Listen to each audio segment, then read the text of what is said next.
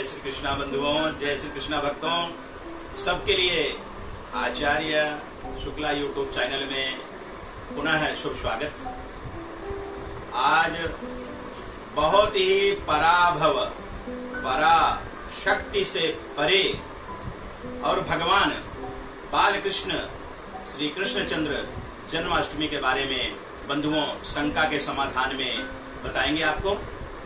कई प्रकार के हमारे देश विदेश में बैठे हुए बंधु बांधव मित्रजन ने आग्रह निवेदन किया है कि आचार्य शुक्ला जी ये बताइए, आखिरकार जन्माष्टमी पर्व त्योहार किस दिन, किस तिथि में और किस समय मनाना चाहिए। बंधुओं, कई प्रकार की तिथियों का संकलन करने के बाद यह ज्ञात हुआ है कि जो तिथि उदय तिथि हो उसी तिथि में भगवान कृष्ण का परम जन्मदिन मनाना चाहिए। यह उदया तिथि 12 तारीख को बुधवार के दिन श्री आनंद नाम संवत्सर में भाद्रपद कृष्ण पक्ष में जो यह अष्टमी तिथि है वह 12 तारीख दिन बुधवार को सुबह प्रातः काल उदय तिथि में प्रारंभ हो रही है। जब उदय तिथि प्रारंभ भी है और वहां पे समापन भी हो रही है तिथि, तो ये तिथि की मान्यता पूरा दिन, पूरे समय रहेगी। भगवान कृष्ण के जन्म की स्थिति के बारे में मैं आपको बताऊंगा कि अष्टमी तिथि के बाद नवमी तिथि प्रवेश भी कर जाए तो कोई दोष नहीं है, लेकिन अष्टमी उदया तिथि का प्रारंभ ही पूर्णतः मान्य होगा। और रात्रि काल वेला में रोहिणी नक्षत्र भी प्रवेश कर जाता है। भगवान कृष्ण के जन्म में अगर रोहिणी नक्षत्र प्रवेश कर जाता है तो आपके किए हुए उपासना कृत्य और व्रत कर्म, यज्ञ कर्म, संकीर्तन कर्म भगवान के प्रति वह समर्पण भाव से भगवान के चरणों में स्वीकार हो जाता है। बंधुओं, अगर परमात्मा के 5 चरणों में अगर आप ये साधना करते हैं तो आपके 5 चरणों में ही परमात्मा के चरणों में शरणागति प्राप्त हो जाएगी। क्योंकि 5 चरणों की पूजा परमात्मा को बड़े ढंग से, बड़े प्रेम से स्वीकार होती है। बंधुओं, उस दिन निश्चल भाव से, निश्चल प्रेम से, आपको बड़े मन से और बड़े शुद्ध विचार से भगवान कृष्ण का नाम लेकर के प्रातः काल की वेला को प्रारंभ करेंगे। सूर्य उदय के पहले जगेंगे। प्रातः काल वेला में सूर्य उदय के पहले जगने के बाद धरती मां को प्रणाम करेंगे, दोनों हथेलियों का चुंबन करेंगे और भगवान के कोई भी चित्रांत चित्र या कोई भी फोटो हो, कोई तस्वीर हो, उसका दर्शन करेंगे और फिर पृथ्वी में पैर रखेंगे। बंधुओं, अगर पृथ्वी में पैर रखते हैं तो धरती मां को यही बताइए कि हे माता भगवती, आपको शुभकामनाएं, बहुत बहुत बधाई, क्योंकि पार ब्रह्म परमेश्वर नंद नंदन भगवान कृष्णचंद्र बाल कृष्ण देवकी नंदन श्री बांके बिहारी जी का आज जन्मदिन है। आप सभी देवताओं को, सभी देवियों को, आप साक्षात धरती माता को कोटि कोटि मंगल शुभकामनाएं, बहुत बहुत बधाई हो। धरती माँ भी आपसे प्रसन्न हो जाएगी और आपको मन चाहा वर प्रदान कर देगी। जो इच्छा करी हो मन माही, प्रभु प्रताप कछु दुर्लभ नाही। बंधुओं, परमात्मा में इतनी शक्ति है, इतने भाव अच्छे हैं विधाता के कि आपके सोच विचार की वाणी के द्वारा परमात्मा आपकी सभी मनोकामना पूर्ण कर देंगे। अब आप ये बताएंगे कि आखिरकार ये 5 चरणों की पूजा हमारी कैसे होगी और 5 चरणों के पूजन में हम क्या क्या करेंगे और 5 तरह के विधान के चरणांतर पूजा ये किस प्रकार से की जाती है। मैं बंधुओं आपको इसका सूक्ष्म और सरल विधान और विचार अपने प्रकट करता हूं आपके सामने। जो शास्त्रों में शास्त्रोक्त प्रमाणित हुआ है उसमें क्या क्या हमको करना है, वह विचारधारा, वह अमृत रस निचोड़ आप लोग सब सुने। क्योंकि ध्यान दीजिए, वार्षिक फल सिद्ध्यर्थम, अगर एक साल में भगवान के कृषि के भी जन्मदिन में, किसी के भी जन्मदिन परमात्मा के विशेषतया हर मनोकामना सिद्धि के लिए आप ये 5 चरणों का यज्ञ या 5 विधान का ये यज्ञ या 5 प्रकार की प्रक्रिया अगर आप करते हैं तो आपके जीवन में परमात्मा साक्षात भगवान कृष्ण की शरणागति प्राप्त हो जाएगी। जहां भगवान की शरणागति कृष्ण जी की प्राप्त हो गई, आपके जीवन में किसी प्रकार का कोई भय, राग, द्वेष और किसी प्रकार की पीड़ा उत्पन्न नहीं होगी और प्रवेश भी नहीं करेगी। बंधुओं, अगर पीड़ाओं को, राग द्वेष को, सारी बाधाओं को मिटाना है तो हमें परमात्मा भगवान श्री कृष्ण के चरणों में ही जाना है। क्योंकि अगर परमात्मा की शरणागति प्राप्ति के लिए हम 5 विधान, 5 उपाय सूक्ष्म रूप अगर बताने जा रहे हैं, तो आपको देश विदेश में बैठे हुए बंधु बांधवों को ज्यादा से ज्यादा इस वीडियो को शेयर भी करना है और ज्यादा से ज्यादा इसे लाइक भी करना है, लेकिन सब्सक्राइब करना ना भूलें। क्योंकि सब्सक्राइब करेंगे तो आपको बार बार हमारे अच्छे विचार और अच्छे वीडियो आपको प्राप्त होते रहेंगे और अब आपको शास्त्रोक्त प्रमाणित बहुत ही विधि विधान से सूक्ष्म रूप में मैं आपको सारे विधान बतलाऊंगा, ताकि आपके जीवन में हर प्रकार की आपकी मनोकामना पूर्ण हो जाएगी। वह 5 विधान क्या हैं कि आपको प्रातः काल की बेला में जग करके भगवान साक्षात नारायण का स्मरण करके पृथ्वी मां में पैर रखना है। धरती में पैर रखने के बाद भगवान श्री नंद नंदन भगवान कृष्ण जी का नाम लेकर के उनके दर्शन करने की चेष्टा करें और नहा धो करके स्नान ध्यान करके भगवान सूर्य का पूजन करें। ये पहला चरण हो गया। दूसरे चरण में आपको क्या करना है कि भगवान के आसन विराजमान करना है और स्वयं अपना आसन बिछाना है। उस आसन में बैठ करके भगवान के लिए ध्यान लगाएं और परमात्मा का ध्यान लगाते हुए दीप दान करें। दीप दान करने के बाद भगवान का स्मरण करते हुए परमात्मा को शुद्ध जल से स्नान कराएं, तिलक लगाएं और अपने स्वयं भी तिलक लगाएं और शिखा बंधन करें। अगर ये दूसरा चरण भी आप समाप्त कर लेते हैं तो तीसरे चरण में भगवान को सुंदर पुष्पों से सजाएं। जब आप सजाते हैं, श्रृंगार करते हैं, तो भगवान नंद नंदन बाल कृष्ण प्रसन्न हो जाते हैं।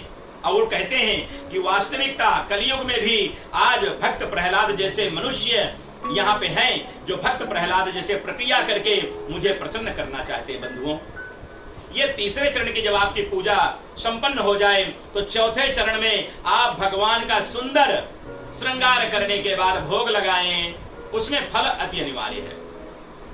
फल अनिवार्य है, तुलसी दल अनिवार्य है, केसर भी जरूर डालें, क्योंकि वहां पे आपको चरणामृत, पंचामृत का भोग लगाना चाहिए। किसी मिष्ठान की वहां आवश्यकता नहीं है, लेकिन चरणामृत, पंचामृत, ऋतु फल, तुलसी दल, केसर यह युक्त करके आप भगवान बालकृष्ण, भगवान साक्षात नारायण वेंकटेश के चरणों में वहां पे अपने पूजा रूम में जो भगवान बैठे हुए हैं उनको अर्पण कर दें और भगवान को हाथ जोड़ के प्रार्थना करेंगे। और प्रार्थना में क्या कहेंगे कि कृष्ण नाम की लूट है, लूट सको तो लूट, अंतकाल पछताओगे जब नाम जाएगा छूट। बंधुओं, यही एक समय हमारा है, हमारे जीवन के यही सब एक शुभ मुहूर्त हैं जिनमें हम भगवान की साधना करके, भगवान की भक्ति करके, भगवान को प्रसन्न करके अपने मुक्ति का रास्ता प्रशस्त करने की ओर चलें। क्योंकि मुक्ति का मार्ग अगर प्रशस्त हो जाता है हमारे जीवन में, तो हमारे जीवन के सबसे बड़ी धरोहर, सबसे बड़ी कमाई और सबसे बड़े जीवन के उद्देश्य पूर्ण हो जाएंगे। बंधुओं, अगर आपको पूर्णता की ओर बढ़ना है तो कृष्ण भगवान की भक्ति करने पर नमस्कार करें और 5वें चरण में भगवान श्री जगदीश जी के नाम से या कृष्ण जी के नाम से या नारायण स्वरूप नाम से आरती करें। निरांजन के बिना यह संपूर्ण पूजा आपकी प्रशस्तता के मार्ग में नहीं जा रही है। इसलिए आप जब निरांजन कर देंगे, आरती कर देंगे, तब भगवान आपसे प्रसन्न हो जाएंगे और आपको इच्छा अनुसार वर दे देंगे। जब आप इच्छा अनुसार वर प्राप्त कर लिए तो आपके जीवन में कभी कोई कमी नहीं रहेगी। बंधुओं, फिर आपको क्या करना है? पूरा दिन व्रत करना है। फलहार, फल और दूध और हर तरह से फलों की चीज, फलहारी चीजें प्राप्त करनी है। कोई तेल, मसाला, घी की चीजें, अधिकतर देखा जाए तो नमक की चीजें वर्जित है बंधुओं। लेकिन अगर आपकी इच्छा होती है तो फलहार में कुछ अच्छी वस्तु, अच्छे पदार्थ जो फल स्वरूप हैं, दही है, दुग्ध है, मेवा है और फल हैं, ऐसी प्रकार की चीजें सेवन करें और भगवान का व्रत प्रारंभ करें। जब आप व्रत प्रारंभ करेंगे तो भगवान बालकृष्ण का एक ही नाम लेना है, श्री कृष्ण गोविंद हरे मुरारे, हे नाथ नारायण वासुदेवा, श्री कृष्ण गोविंद हरे मुरारे, हे नाथ नारायण वासुदेवा। व्रत करने से लेकर के प्रारंभ किए जब व्रत पूजन साधना है, उस नाम से लेके और अंत में जब भगवान कृष्ण का रात्रि के समय में 11:59 में जब जन्म हो जाए, तब भी इसी मंत्र, इसी संकीर्तन के द्वारा भगवान बालकृष्ण का अभिषेक करें। रात्रि काल वेला में अभिषेक करें और इसके पहले आप संकीर्तन करें, चाहे गान करें, चाहे वाद्य बजाएं, परिवार सहित मिलकर के, बच्चों के सहित मिलकर के भगवान कृष्ण की भक्ति में खो जाएं, रम जाएं, आनंद में विभोर हो जाएं। अगर यह भक्ति, यह परमात्मा के लिए आप करोगे तो भगवान साक्षात नारायण बालकृष्ण रूप में आपके घर में ना जाने किस भेष में नारायण मिल जाए। बंधुओं, अगर 5 प्रकार की 5 चरणों की पूजा अगर इस विधान से की जाए तो परमात्मा का आशीर्वाद, परमात्मा की कृपा आपके जीवन में बरस जाएगी।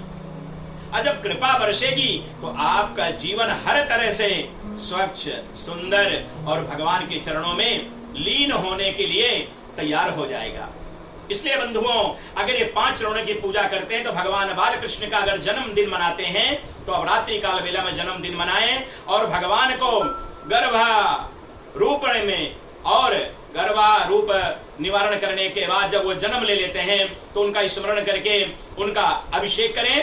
अभिषेक करने के बाद भगवान को सुंदर नए नए कोई भी वस्त्र धारण कराएं और वस्त्र धारण कराने के बाद भगवान को केसर तिलक लगाएं। केसर तिलक लगाने के बाद आपको भगवान को माखन मिश्री का भोग लगाएं, क्योंकि बाल रूप भगवान बालकृष्ण को माखन मिश्री अति प्रसन्न है और पसंद भी है। अगर माखन मिश्री का भोग लगाते हैं तो आपके मुखारविंद में मिठास ही मिठास भर जाएगी, आपके जीवन में मिश्री ही मिश्री घुल जाएगी और आपके घर में कभी भी कलह क्लेश, पति पत्नी में किसी प्रकार की लड़ाई और विघ्न बाधा, बच्चों में किसी प्रकार के द्वेष भाव और क्रूरता और क्रोध, यह सब नष्ट हो जाएंगे और हम बंधुओं सहित, भाई बंधुओं, परिवार सहित, बच्चों सहित, पति पत्नी सहित अपने जीवन में भरपूर आनंद प्राप्त करेंगे। अगर यह बालकृष्ण भगवान की आप मन से, श्रद्धा से, विश्वास से, बड़े प्रसन्नता से अगर ये पूजा, भाव, व्रत और संकीर्तन और भगवान का अभिषेक करते हैं तो आपके हर प्रकार के जीवन में मनोवांछित फल की प्राप्ति आपको प्राप्त हो जाएगी। बंधुओं, अगर आपको जीवन में ज्यादा से ज्यादा हमें आप अगर प्रसन्न करना चाहते हैं तो अवश्य कुछ अनुभूति के लिए अच्छी टिप्पणियां लिखें, अच्छे विचार व्यक्त करें। अगर बार बार आप मुझे टिप्पणियों से उत्साहित, प्रोत्साहित करते रहेंगे तो मैं उन टिप्पणियों का कोशिश करूंगा, जवाब भी दूंगा और अच्छे विचारों को और आगे से आगे ज्यादा से ज्यादा बढ़ाऊंगा आपकी तरफ। इसलिए इस वीडियो को और सारे जितने भी हमारे वीडियो आते हैं सब्सक्राइब करना ना भूलें। सब्सक्राइब का मतलब यह है कि आप हमें प्रोत्साहन दे रहे हैं, उत्साह बढ़ा रहे हैं। अगर आप बार बार हमारे वीडियो को ऐसे ही देखेंगे, ऐसे ही सुनेंगे, ऐसे ही अपने विचारों को अपने मन में और अपने जीवन में उतारेंगे तो आपका जीवन हो जाएगा अद्भुत भगवान से भरा हुआ आशीर्वाद से। अगर भगवान के आशीर्वाद से आपका जीवन भर जाएगा तो आपके जीवन में कभी भी किसी प्रकार की कोई कमी नहीं रहेगी, क्योंकि जहां परमात्मा की कृपा भर गई, जहां परमात्मा का आशीर्वाद आपके यहाँ भंडार सारा भर गया, आपको जीवन में किसी प्रकार की कोई आवश्यकता नहीं रहेगी बंधुओं। इसलिए आज के लिए मैं इतना ही आग्रह, निवेदन और शास्त्रों का निचोड़ आपके सामने रखा हूं। अगर शास्त्रोक्त मैंने बड़े सूक्ष्म रूप में आपको बताया हूं, क्योंकि ज्यादा से ज्यादा इसको लोग पूरा वीडियो नहीं देखते हैं। जब पूरा वीडियो आप नहीं देखोगे तो पूरी जानकारी आपको प्राप्त नहीं होगी। इसलिए बड़े सूक्ष्म रूप में हम 5, 10 मिनट, 15 मिनट का ही वीडियो बनाते हैं। इसलिए बंधुओं, आप हमारा वीडियो को ज्यादा से ज्यादा पूरा देखने की कोशिश करें। जब आप पूरा वीडियो देखेंगे तो आपको पूरी जानकारी पूरे मन से, बड़े श्रद्धा से आपको प्राप्त हो जाएगी। जल्दबाजी में कोई भी कार्य और कोई भी जानकारी वह परिपूर्ण नहीं होती बंधुओं। इसलिए आज के लिए बस इतना ही बंधुओं। आज पुनः मैं आपको यही कहूंगा कि आप भगवान श्री कृष्ण का जन्मदिन मनाएं। सबको बहुत मंगल शुभकामनाएं। आपके जीवन में भगवान कृष्ण राधा रानी की कृपा हो और आपका जीवन मंगलमय हो जाए। इसी के साथ आप सबको नमस्कार। ओम शांति शांति शांति।